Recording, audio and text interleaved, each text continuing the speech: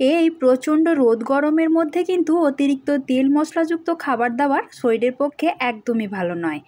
আমাদের এখন শুধুই মনে হচ্ছে ঠান্ডা ঠান্ডা পানীয় বা ঠান্ডা ঠান্ডা দই জাতীয় কোনো খাবার খেতে।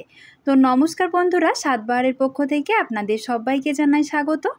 আজ আমি আবারও নিয়ে হাজির হয়েছি মিষ্টি দইয়ের রেসিপি। তো চলুন ঝটপট শুরু করা যাক আমার আজকের রেসিপি। সবার প্রথমে আমি এখানে 1 লিটার দুধ একটা কড়াই জাল দেওয়ার জন্য বসিয়ে নিয়েছি।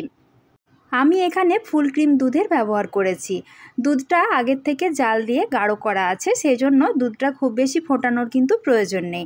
আমি এখানে দিয়ে দিলাম 5 চামচ মতো চিনি। আপনারা যদি বেশি মিষ্টি খেতে পছন্দ করেন তাহলে চিনির পরিমাণটা আর একটু বাড়িয়ে দিতে পারেন।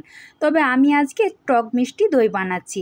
তার সাথে দিয়ে দিয়েছি 2 এলাচের গুঁড়ো, এতে করে একটা সুন্দর মিষ্টি ফ্লেভার আসবে। দুধটা কিন্তু ফুটতে শুরু করেছে, চিনিটাও কিন্তু পুরোপুরি গলে গেছে। আর বেশি দুধটা ফুটিয়ে গাঢ় করব না, যেহেতু দুধটা আগের থেকে ফুটিয়ে গাঢ় করাই আছে। এবার আমি গ্যাসের ফ্লেমটা বন্ধ করে দিয়ে দুধটা ঠান্ডা করে নেব। ততক্ষণে বাকি কাজগুলো করে নেব। আমি এখানে দই জমানোর জন্য একটা মাটির পাত্র নিয়েছি। আপনাদের কাছে যদি মাটির পাত্র থাকে তাহলে খুবই ভালো, যদি নাও থাকে তাহলে যে কোনো কাঁচের পাত্রে হোক বা স্টিলের যে কোনো বাটিতেও একই রকমভাবে দই জমিয়ে নিতে পারেন। তবে দই কিন্তু মাটির যে কোনো পাত্রেই খুব ভালোভাবে জমে। এখন এখানে দিয়ে দিচ্ছি 3 চামচ মতো সাজা।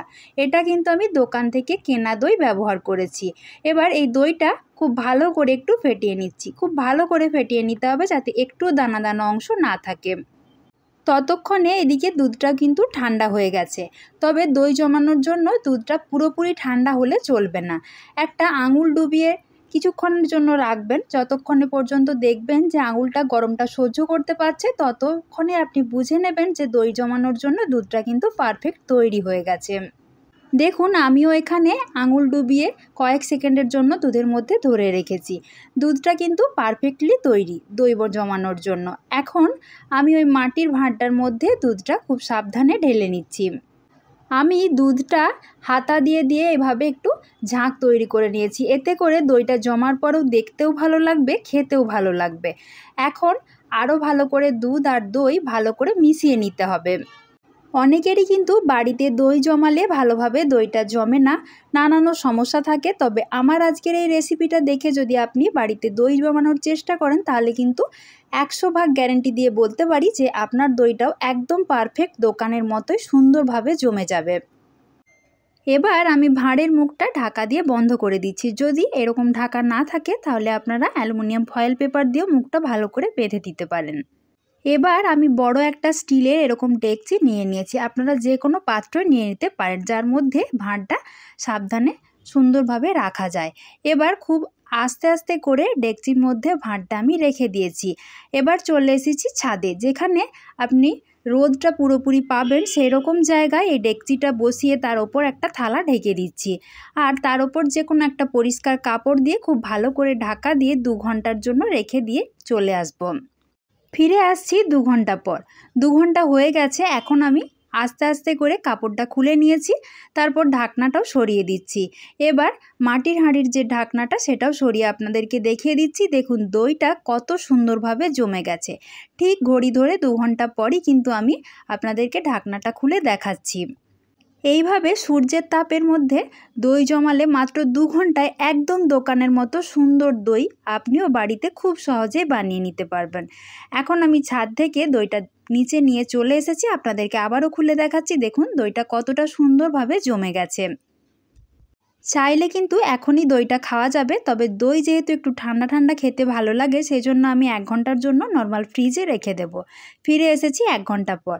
1 ঘন্টা পর দেখুন দইটা আরও সুন্দরভাবে জমে গেছে। যেহেতু ঠান্ডার মধ্যে ছিল, দইটার মধ্যে একটুও জল ভাব নেই। তাহলে বন্ধুরা, এই গরমের মধ্যে আপনারাও এই নিনজা টেকনিকটা কাজে লাগিয়ে একবার হলেও বাড়িতে টক দই হোক বা মিষ্টি দই একই রকমভাবে বানিয়ে নিতে পারেন। দইটা কিন্তু সুন্দরভাবে জমে যাবে।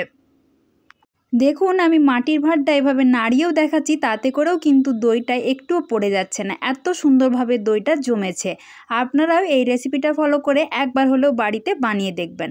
আমি কথা দিয়ে বলতে পারি আপনারাও যারা দই বানাতে পারেন না তারাও কিন্তু এভাবে বানালে সুন্দরভাবে দইটা জমে যাবে। তো বন্ধুরা, আমার আজকের রেসিপি আপনাদের কেমন লাগলো সেটা কিন্তু কমেন্ট করে অবশ্যই আমাকে জানাবেন। তার সাথে ভালো লাগলে একটা লাইক করবেন আর সবার মাঝে বেশি বেশি করে শেয়ার করে দেবেন যাতে সবাই দেখতে পায়। আমি একটা চামচ দিয়েও দইটা আপনাদেরকে কেটে দেখাচ্ছি। দেখুন দইটা কত সুন্দর পিস পিস হয়ে কাটা হচ্ছে, একদম দোকানের মতো।